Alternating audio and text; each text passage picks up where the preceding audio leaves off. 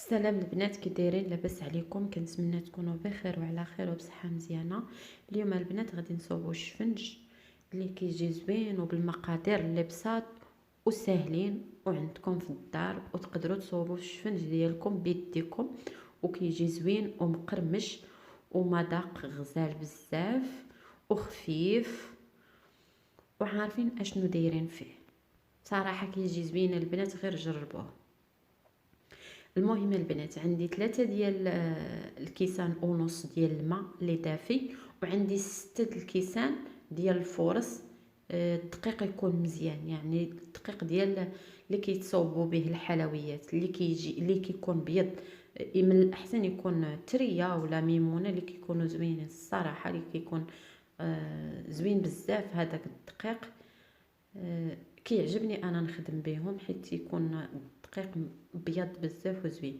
المهم درت معلقه ديال السكر، ودرت معلقه ديال الخميره، ودرت شويه د الملحه، وغادي ناخذ الماء، غادي نذوب هذيك الخميره، نذوبها مزيان.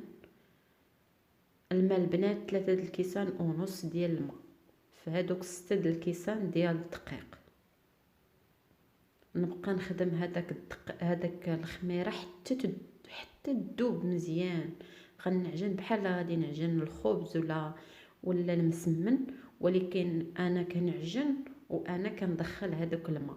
يعني ما غاديش نخوي الماء كامل في دقه واحده، غادي نجمع العجينه بشويه وغادي نبقى ندخل هذاك الماء حتى العجينه تخفاف. يعني ما نجريش العجينه من الاول، الا جريتها من الاول ما غاديش تجي زوينه وما غاديش تقدروا تخدموها.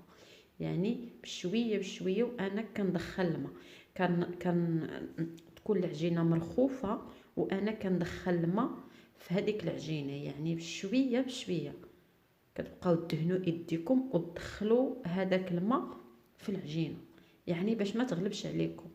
الا كانت الماكينه كديروا كل شيء في دقه واحده، ولكن الا كنتو غادي تخدموا بيديكم من الاحسن دخلوا بشويه بشويه هذاك الماء.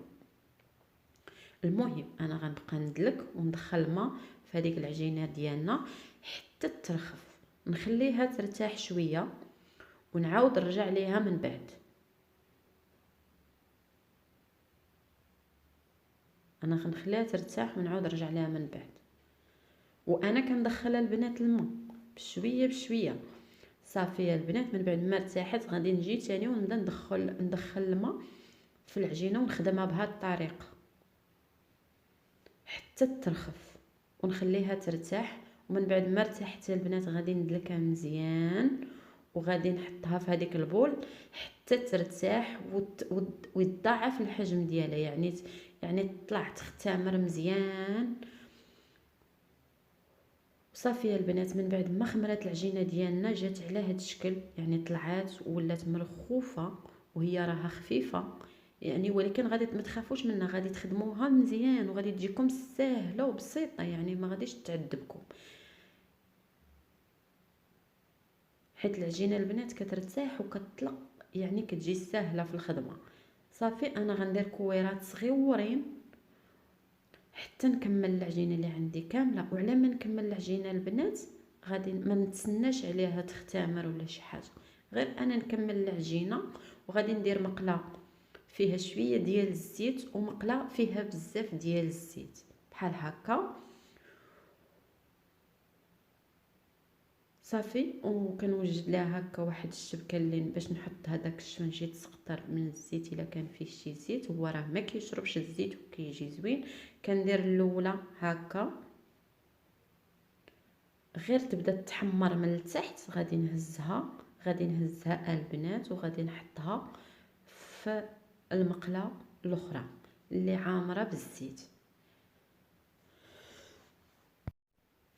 وما نقلبش البنات، نحطها ونخليها حتى كتنبل من الجناب وعاد نقلبها على الوجه ديالها. ومن الاحسن البنات تكون الزيت سخونه.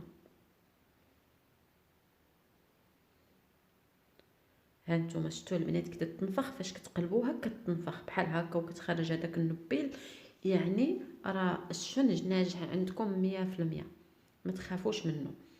من الاحسن البنات تبداو من الاولين وانتم طالعين حتى للتالين، يعني نبداو بالاولين اللي قطعنا الاولين وحتى للتالين. ها نتوما الثانيه عاوتاني البنات كديروها كتحطوها ما تقلبوهاش، ومن بعد كتقلبوها باش كتنفخ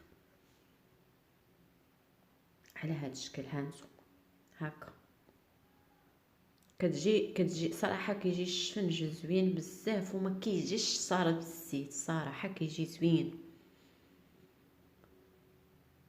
غير كتهزوه في يديكم هكا كتجبدوا، حيت انا ما كانش عندي كيفاش ندير باش نصور ونوريكم كيفاش كندير هذيك التقبه في الوسط.